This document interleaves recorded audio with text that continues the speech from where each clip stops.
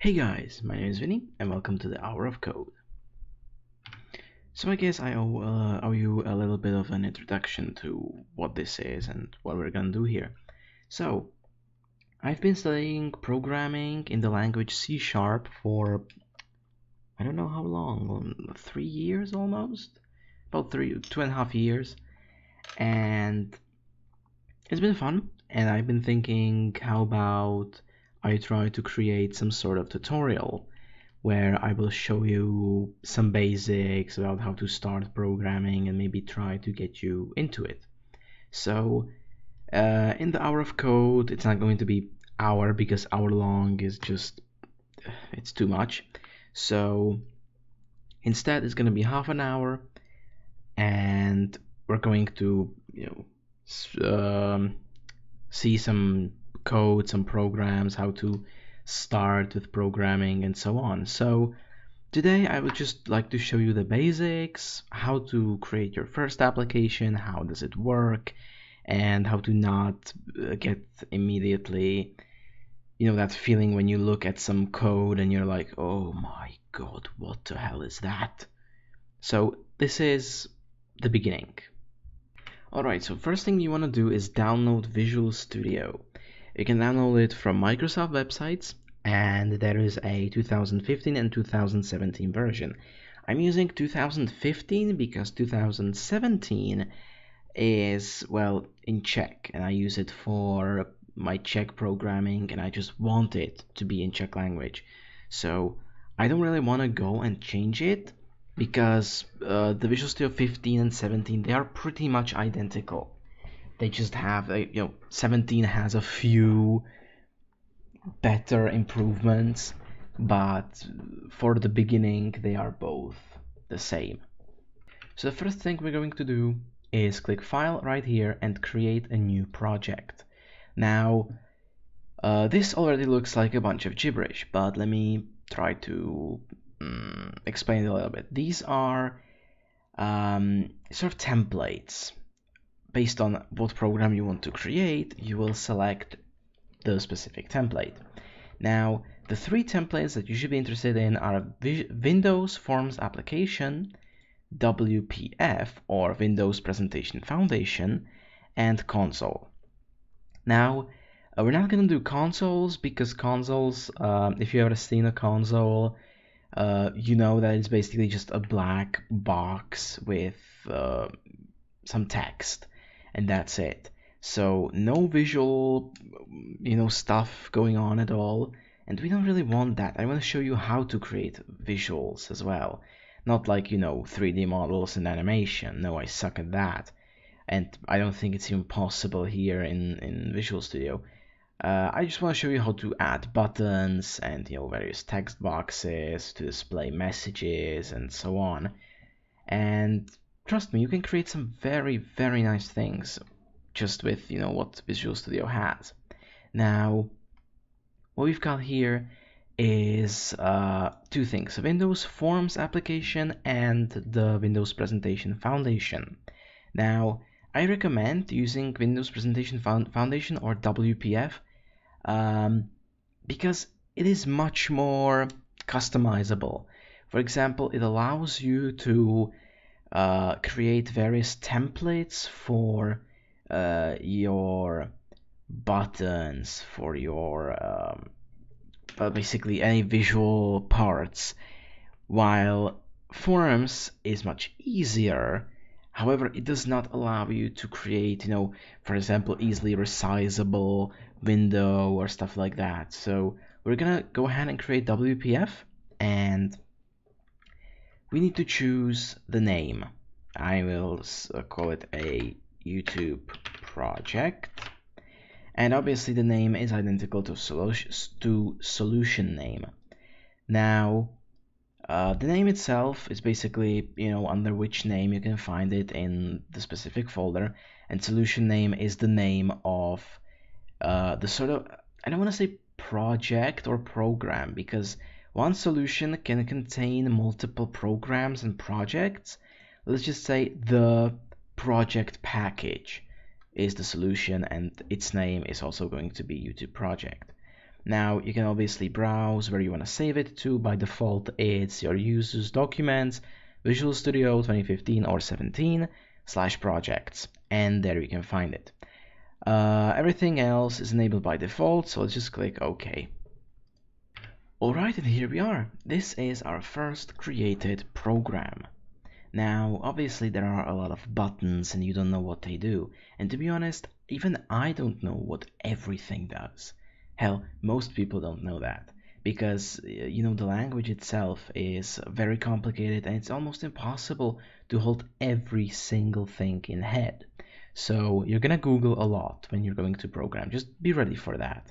Visit forums. I recommend the Stack Overflow. It's a great forum website where you can find answers to pretty much any programming related problem, regardless of the language. So now on the left side here, you should have a thing called Toolbox. I'm not going to have it here. I have it over here. I dragged it down to the bottom right side. So just so you know. So there are multiple things that we are going to take a look at. First, there's the window. The window itself shows how the program looks. Right now it's just empty. Then the code itself, the XAML code, is basically, how to explain it sort of easily, it's the code of the window itself. It's the visual code. It's not exactly what happens when something happens. It is how things look. For example, here we've got the title of the window and we've got the size of the window. So I'm going to call it a YouTube application. And here we go. It's called YouTube application. It just changed. Now, the next thing that we're going to use a lot is this bottom line. Here we have a thing called Solution Explorer. This allows us to browse the files in our project. Now there are a lot of them, but you in the beginning shouldn't care about them too much. What you should care about are two things. First, the main window XAML. If you double click that, you're gonna get here. This is the window, this is the visual side. And if you open it up, here you've got main window.xaml.cs, which is the code that is used for when you, for example, push a button, some event happens, and so on and so on. Now, we're going to use mainly those two, and you can switch between them up here as well. So, yeah, you can use that. Now, another thing. There is a start button. You can push it, and what it does is it starts up your application so you can test it. So this is very useful. You can also see, how heavy it is for a processor, for memory, and so on and so on. So very, very useful. So that's one introduction. Now I'm gonna stop it. So now another thing very important is obviously the toolbox. The toolbox itself contains pretty much everything you need for the visual improvements, from buttons to checkboxes. This is the checkbox and we can check it. You've got, I don't know what the combo box is, to be honest. Oh yeah, that's when you can click it and get multiple choices. Like you click the arrow and choices pop up, stuff like that. You've got a grid, you've got an image. I'm gonna use panel for imaging, but doesn't matter. You've got labels, you've got list boxes. Label is basically just text. It's not the text field, it's just text. You've got text box, which is a box of text, stuff like that. So there's pretty much everything that you're going to need visually. Now, there's one very important thing. Where did the grid go? There's only, what the hell? What happened? I just wanna, okay, well, apparently I messed up with the grid tags, but that's fine. So it's nice to just, throw things in here, but that's what the grid is for. But that later. Right now, the next thing that I want to show you are the properties. Now, the properties themselves are used to, let's say, give you a better edge when creating anything that's supposed to be visually interesting.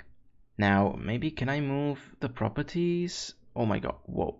Okay, can I move the properties down here? Oh no, that's, oh fucking hell no.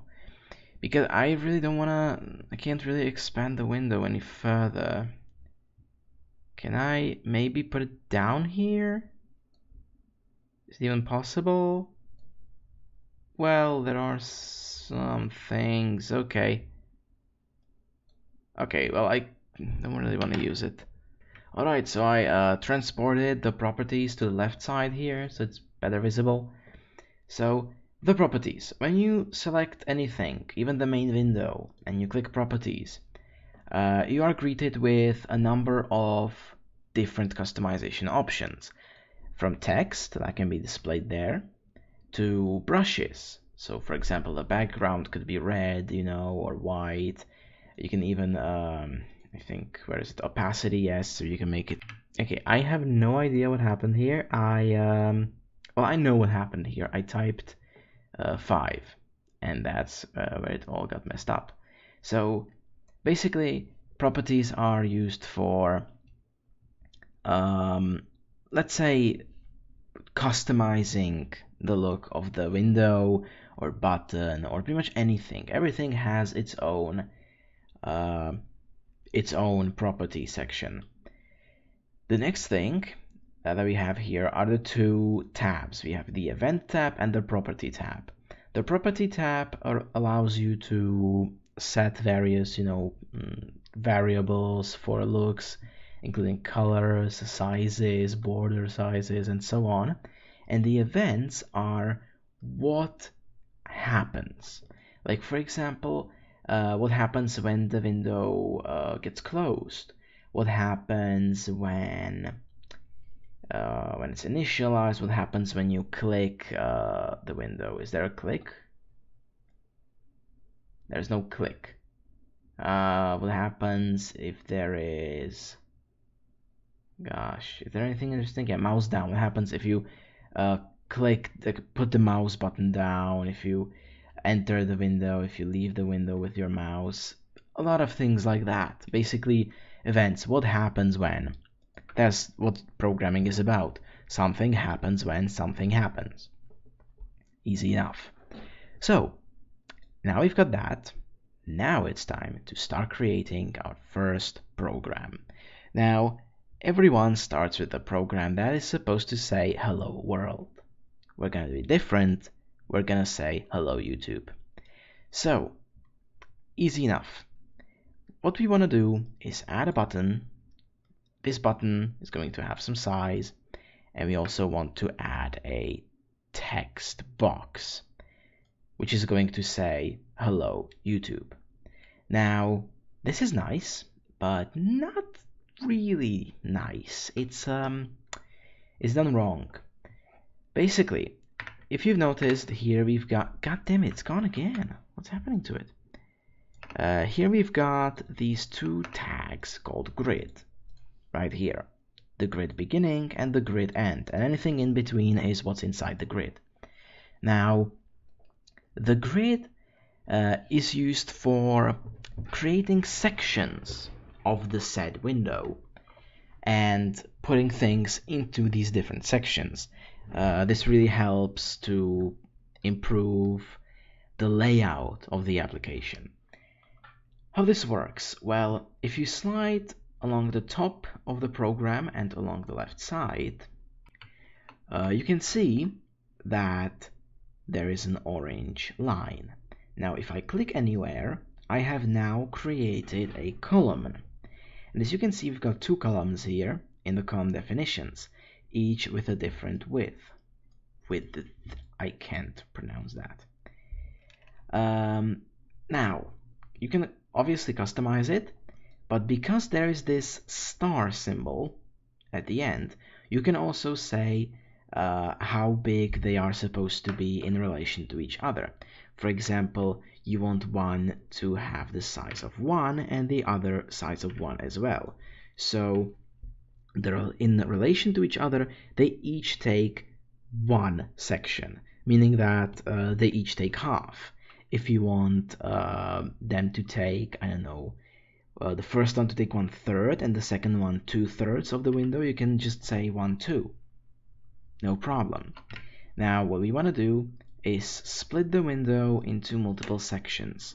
I'm just gonna type in like 100, 100, 100, and that basically means they are all the same. Yeah. It doesn't need to add to the total width because the star symbol sort of does the counting for you. If it was without the star symbol, they would be the same, but the last one would be larger because together they are only 300 and there's still 225 space left. So, no. God damn it, I'm messing it up. Okay, so we've got this. Now I want to do the same thing with rows, obviously, and we can just type 1, 1, and 1, and here we go. Nice 3x3 grid. Now this grid is not visible.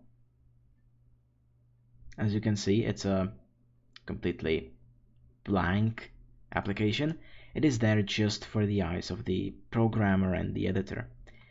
So right now I want to add a button to the bottom side and a text box onto the top two rows.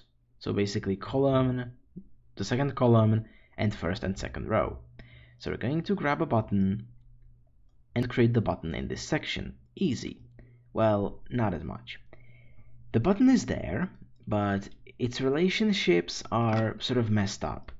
So I'm going to take away height, horizontal alignment, vertical alignment, and its width.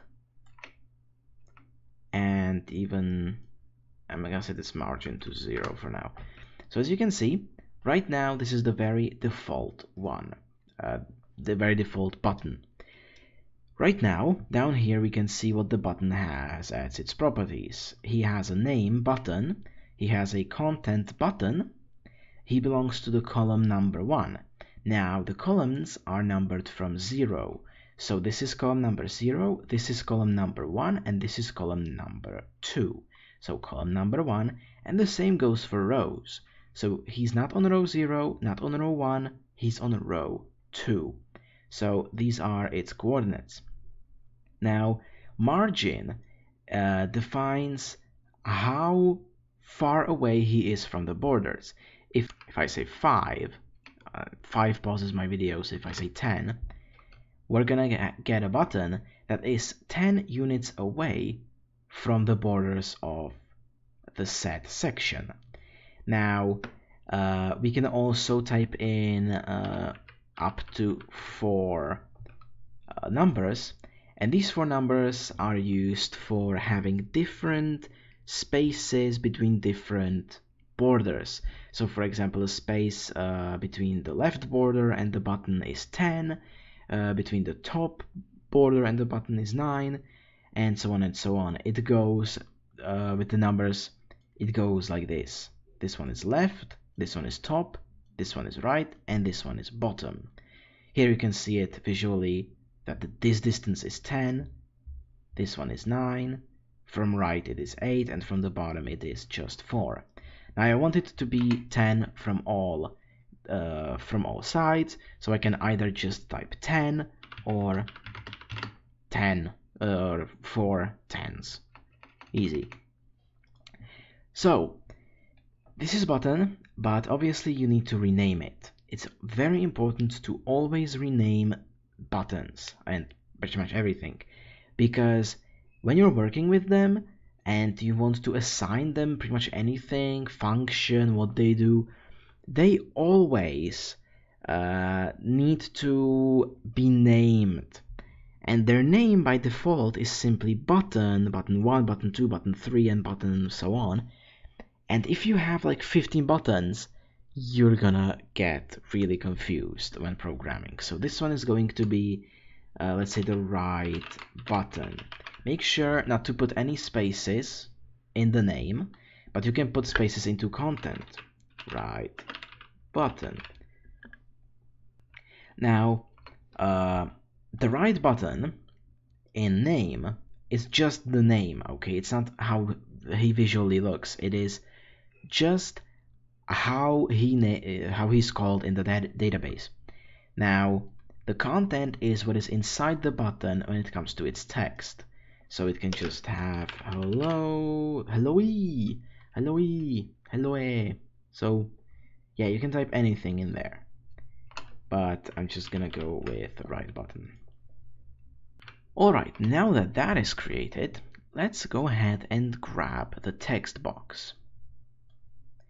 So once again, I will remove horizontal alignment, its height, its text wrapping is set to wrap. This means that once it reaches the end of the box, it's going to wrap to the beginning of the next line. The text is gonna be blank for now, so no text inside, and get rid of vertical alignment and width as well. Now, the margin is going to be 10, which is the same. However, here comes the trick. We don't have its grid row set yet. Now, we want it to go from, to basically have two rows, 0 and 1. How are we going to do that? Well, let's just go with grid dot row span 2. So like this, it's going to take 2 rows. If we say row span 1, it's just going to take the first one, and row span 3 is going to take all 3 of them. So we're gonna say 2, and it's looking pretty nice so far. And now to show you how the properties work, we're going to select the button, go to the properties, and let's say I want a green button. So we can either choose the color here, but when you make your own color from the palette, it does not have a name. It has its own, as you can see over here, it has the hex code. And I'm not saying it's necessarily bad, but when you are using it in code, you don't have a palette like this, okay? You need to physically type in the hex code, which can be quite difficult. So what I recommend is using one of the already sort of set up colors that have names. So when you are coding, you can just reference the color itself, and you don't have to write its hex number. So you can do that by choosing basically the background in this case, clicking this dot sort of, and go with custom expression. Now I want this to be light green, and as you can see, it turned itself into light green, and the name of the color is no longer just some hex numbers, it is indeed light green. So that solves the hex problem. Now I want the border thickness to be 3 to have a nice thick bordered button, and I also want the border color to be green. And here we go, we have a nice green button. Now the same thing I'm going to do with the text box, except the border size is going to be just 2, so it's just a little bit bigger. I'm going to say light yellow. Is that even... God damn it. What have I done? Okay, yeah, it doesn't exist. So light yellow, not Zello. Yeah. God damn it, I can't type. Light yellow, so here we go. And the border brush is simply yellow. Ta-da! It looks ugly as fuck, but this is the customization we've got. So now, we're gonna go to properties, and we're gonna go to this. Now, the lightning symbol are the events, and we want to create an event that will happen when we click the button. So we find an event called click, and we double click this space right next to it. So now we are inside the code. So what we want is a text to appear in the text box. So right now I forgot to name the text box, so I'm going to name it box of text, and this is basically now its name. And let's go back into the code. So when we click the button, we want a text to appear inside the set text box. So first things first, how do we do that? Let's start simple. We're going to type its name, which is box of text. When I start typing, there are many things that are similar to the thing that I've typed. I've typed box and it recommends me, do you mean message box? Do you mean list box? It's basically the recommendations of what probably is gonna come next. So what we've got here is a box of text. That is what we're looking for. So that is its name. However, this is the whole text box, and only thing we want to change is its content, its text. So I keep pushing the microphone, I'm sorry. As you can see, the text is blank and we need to change it. So we're gonna type dot, and this is all that we can do with it. We can set its foreground, we can what's also something that makes sense right away, set its height and so on. But what we want to do is we want to set its text. So box of text dot text means text inside of that box is equal to, and now it comes. If we write just it's equal to hello, god damn it, English keyboard. Let me just change that back to Czech. There we go. Hello YouTube. We've done it, but it gives us an error. Because if you're writing something that is just supposed to be a text and is not a function or an object, a variable, or anything inside of the program, you need to use these, what are they called? Parentheses, I think. And obviously at the end of each I won't say command, at the end of each piece of code, you need to have this. I have no idea what it's called. Can you tell me what it's called, please? No, it won't tell me what it's called. So basically this symbol, I have no idea what it's called. Completely lost it. So let's run the program, shall we? Very simple one. So here we go. This is the window. And when I push the button, the text hello YouTube appears. However, anyone can just delete it and say hello you fucker, for example. And we don't want that. We don't want that to happen. So how do we do that? Now, some of you probably thought of this already. God damn it, I can't talk today. But we're gonna go back into the properties. Where are they? Wait a minute, where are the properties? Wait a minute, the properties are gone?